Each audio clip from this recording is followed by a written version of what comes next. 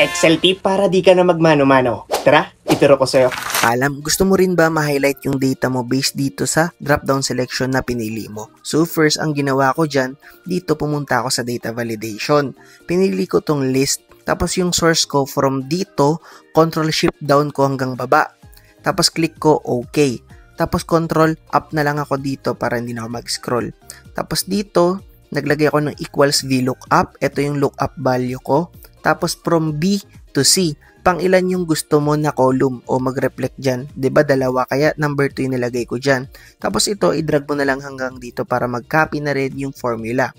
So from here, huwag ka mag-alala kung NA yan. Wala pa kasi yung, ayan, yung pagpipilian natin. So nagre-reflect na, diba?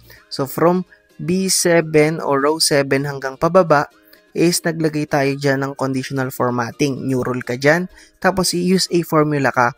Mag-equals $sign B7 ka, tapos equals $sign E, tapos $sign ulit 2. Yung B7, ito yung unang cell item number natin. Tapos yung ito naman, ito yung cell kung saan mo nilagay o hinahanap yung i-compare natin sa bawat cell natin sa column B. Then, punta ka sa format, tapos pili ka na lang ng kulay na gusto mo. Click mo, okay. From dito, kapag namili na tayo sa data validation na nalagay natin, ayan na siya. So, ganun lang siya ka-basic. I hope nakatulong sa'yo yung technique na to.